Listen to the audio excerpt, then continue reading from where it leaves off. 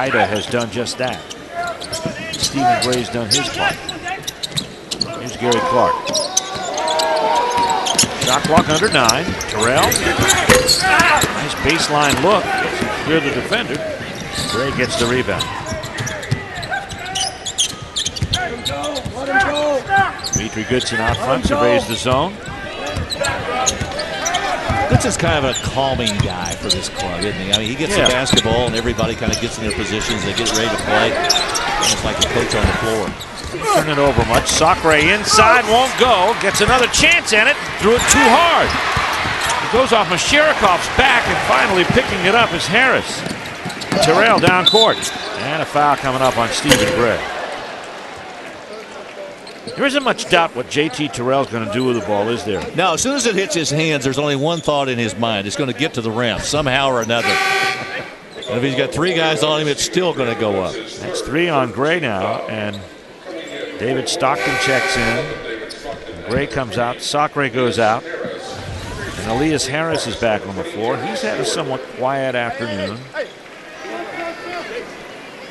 Gonzaga came in here with 5 straight wins. They played a very tough non-conference schedule with 5 ranked teams. They'll have a 6th coming in. All lost on the line as Harris took the ball away but dribbled it on the baseline. Kind of streaky so far this year for Gonzaga. They had dropped 3 games in a row, and now they've won 5 games in a row. They played some tough timber. Inside it goes Masherikov.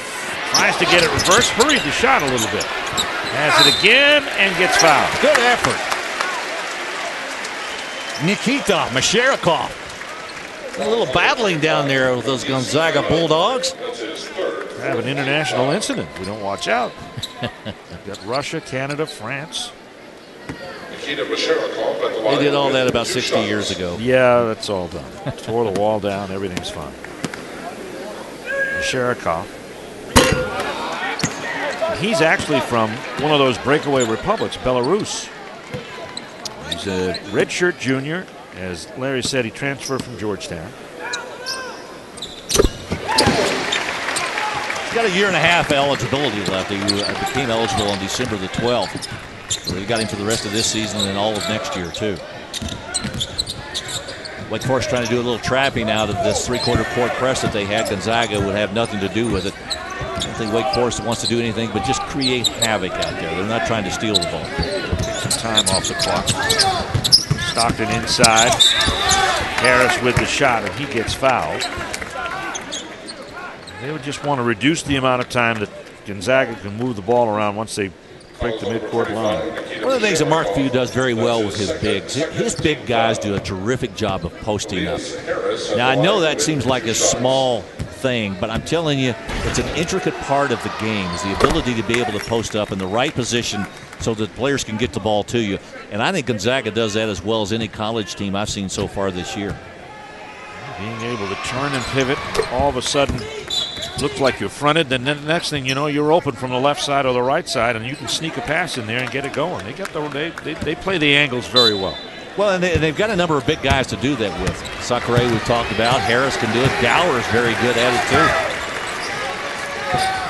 This young Wake Forest team, though, has grown up in a lot of ways here today, defensively. Got a whistle and a foul inside. It's going to be on Gonzaga. It looks like it's going to be on David Stockton. That'll be his second. 15 foul for Gonzaga. And we got a whistle. And another foul.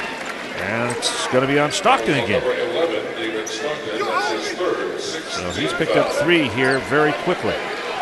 He's complaining to the official. He says, well, I got pushed out of the way. I was just retaliating. They always catch the second guy. Always the second guy, that's right. And it almost happened again. Here's DeRogers, offensive foul. On Masherikov, an offensive foul on Masherikov. And Kaida took the charge. Here's the replay. Go back and take a look again. Masherikov trying to get around right there. I thought it was pretty good position by Harris. Simply just couldn't get by. It was Kaita, wasn't it? Was in position to draw that. 11:59 left to go in this second half, and the Zags have opened up a 9-point lead on Wake.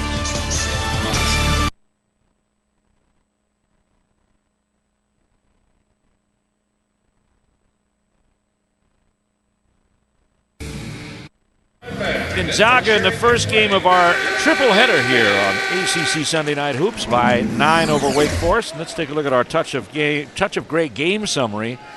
And one of the things really that we see, Mackay has got to get himself more than 1 point in this half. He had 15 at halftime. He has 16 for the game right now. Yeah, but for Wake Forest right now, they just got to find a way to make some baskets. They're going to get some stops against Gonzaga, and Gonzaga is shooting really well from the field, most of them down inside. Here's where they're getting killed in the paint. Kaida penetrates, finds Harris on the perimeter. And I think Gonzaga has really tightened things up in the lane. They're forcing Wake to the baseline, to the sides. Their shot chart looks a little less good than the first half. Well, it's the way their offense spreads, too. They've got great spacing. I mean, you never see two guys in the same position. Look how they are right now. Spread out, everybody finding an open spot. Turnover, and a nice play right there to get it back by Wake Forest. Harry Stewart with a steal. Terrell with a finish. With a flourish. 54-47. Wake hanging in here. 14 of 40. They haven't. That's the first easy basket they've had in the second half. Once again, look at Gonzaga spreading the floor. Look at the spacing. Always looking for the open man. That may be an offensive foul. It's a carry. It's a carry by Kaida, who's played big minutes here this afternoon, and well, he should. Go back again. Take a look at this maneuver right here. Harry Stewart with the basketball, kicks it over there, and Terrell with a nice little maneuver. Playing a little magician with it right there, huh? A little around the waist, yeah. 14th turnover now for Gonzaga. Here comes Wake, and that's turnover number 12 as Harris couldn't find Walker. Went into the hands of Matisse Kaida.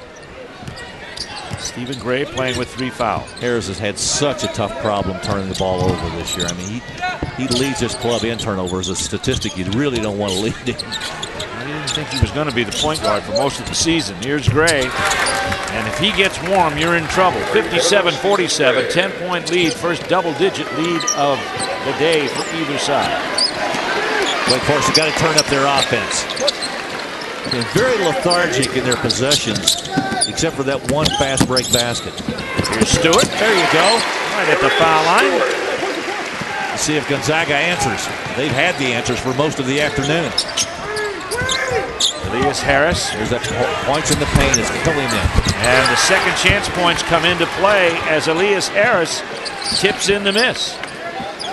Well, all of a sudden that strength that we talked about, their offensive rebound, and begin to show itself here in the second half. Only had 1 in the first half. Mashirikov stirs the drink from the outside. The rebound comes away to Dimitri Goodson. Goodson from Spring, Texas, in the Houston area. Mark Few recruits anywhere. Europe. Or you got this young man out of Germany, Elias Harris. Shot rejected by Mashirikov. Here's Harry Stewart. And he'll miss the lay-in. Terrell misses the slam dunk, and Goodson picks it up and says, we'll try it down at our end. Oh, that's a missed opportunity right there. Had 2 chances to get a basket. Stewart missed it. Terrell missed the follow. Now Wake's got to sit in the zone and defend a 10-point deficit. Here's Gray, 3-pointer. 2 in a row for Stephen Gray. That increases the lead to 13 and forces Jeff Bezdelic to take a timeout. With 8:51 left to go in the second half, Gonzaga now with their biggest lead. Gray in this series has a pair of 3-pointers. And Steve, the thing about it for Wake Forest defensively, what they've got to do is they've got to pick their poison. I mean, they've been trying to jam the defense back inside to prevent those layups and those post feeds and those easy shots. And when they do that, it opens it up on the outside. And Stephen Gray has taken full advantage of that at the last 2 trips.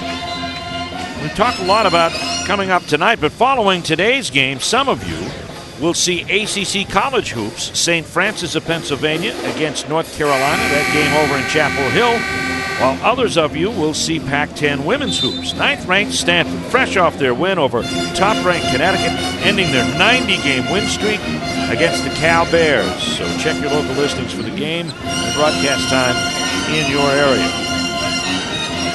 And then all of you will see LSU, Virginia, and then later tonight, Miami at Duke. I think we've got enough basketball planned for you. It's that time of the year. Yep. Everybody starts watching and paying attention. These last games before conference play gets underway. Gonzaga in a zone. There's time back on the Yeah, they're matching up out of this too. Here's Ty Walker and Sacre. Out to Mackay for 3. Well, Wake Forest has almost abandoned the rebound on the offensive end. One shot done, and Gonzaga getting it back. And the leading rebounder takes a 3 out on the wing. Here's Gray. Back-to-back 3s. Takes it to the foul line, tries a 2. And Olynyk does a good job controlling the basketball. We get a whistle and a timeout called by Gonzaga. I almost thought Olynyk got away with a walk right there. He looked like he took about 3 steps as he was heading toward the Gonzaga bench. Mark Few, recognizing it may have been a little out of control, decided to call the timeout. I thought it was a smart timeout on his part. Certainly. Wake Forest gets ready to go into conference play. They have one more. Well, no, they're in conference play next weekend against NC State. They have High Point coming up on Wednesday night, then at NC State. And then it gets serious. Maryland, Virginia Tech, Georgia Tech, and top-ranked Duke. NC State got some good news yesterday when Tracy Smith came back in the lineup for them. And while there's only one ACC team right now in the top 25, and that's the guys at the top, I think others will join. See, there are a couple of teams floating around out there, and I think Miami, who plays at Duke tonight, you'll have a chance to watch that, the back end of our triple header. I think Miami's got a chance to be really, really good. The club that has been really disappointing to me so far this year, because I looked at them on paper, has been Virginia Tech. Yeah. I thought with all the experience they had coming back, that Seth Greenberg's team would get out to a quick start and really challenge Duke and Carolina. Carolina hasn't maybe played as well as I think they're going to play when we get into January and February. The ball is thrown away by Gonzaga. Nice pickup by Masharikov. Here's Walker in the open floor, and he has enough to score. He's got 6. 62-51. That looked like a big giraffe going across the Serengeti. 11-point lead for the Zags. To your point on Virginia Tech, I've been surprised that with 5 starters back, they've had a hard time generating some offense. Yes, they have. They lost in a game that was played in the 50s at their place, a conference game against Virginia. Get a foul coming up. It's going to be charged to Wake Forest, Gary Clark. He sent 2 Gonzaga players to the court. We've got a timeout here. 7:07 left, and Gonzaga up by 11.